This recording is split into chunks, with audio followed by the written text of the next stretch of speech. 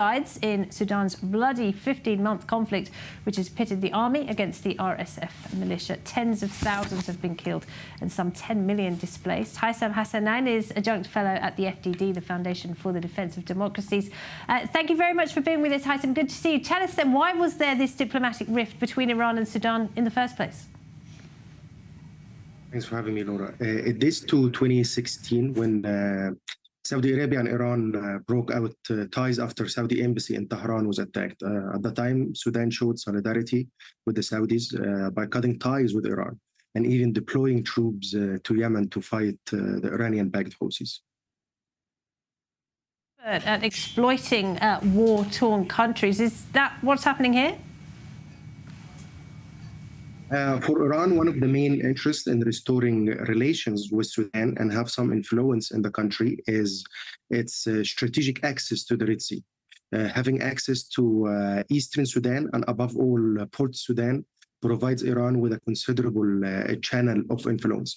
Not to mention, it could potentially flip the country into a proxy territory like Syria, Lebanon, and Yemen and utilize that for political gains at the expense of surrounding Arab countries and other regional powers as well. Plus, it could cut the road to any future diplomatic relations between Khartoum and Jerusalem. Egypt, of course, has been trying to mediate in this very brutal conflict between the Sudanese army and the RSF militia. Is Cairo getting anywhere at all? There hasn't been much progress. Cairo has been trying to host both contesting sides. But nothing reached out yet. Even it tried to utilize the efforts by the Arab League, and things are not working as well. So the war continues, and people keep dying every day, and nothing has been reached, unfortunately. And tragically, the human cost of this war in Sudan is absolutely staggering, isn't it? I alluded to it in the introduction. Some 10 million people displaced, many of them at risk of starvation. Yet this war receives very little international coverage.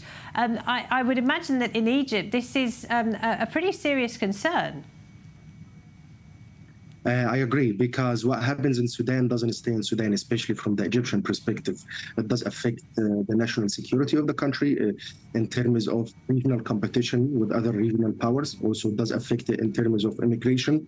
Lots of refugees and lots of Sudanese escape through the borders and come to Egypt, and this puts lots of pressure on the internal economy and creates issues for national security agencies because human trafficking and drug dealings and smuggling and all these kind of issues. So this is something Egypt has not been comfortable with recently. Especially also Sudan is considered historically the backyard of Egypt, and Egypt has a track record of managing the situation there. But seemingly the past few years, Cairo has not been successful to manage it this time.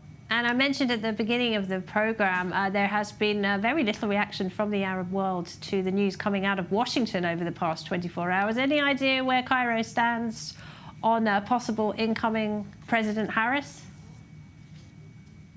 I think the official line is they will just have to wait and see. But what I could say is, in the past, there used to be a personal relationship between President Sisi and President Trump. So based on that personal relationship that was created between the two sides, I would argue that the assessment could be that you could sense where they could be standing when it comes to the presidential elections in the US. Yeah, we can read between the lines, can't we? Haisam, great to talk to you as always. Thank you very much indeed. Haisam Hassanein there at the FDD.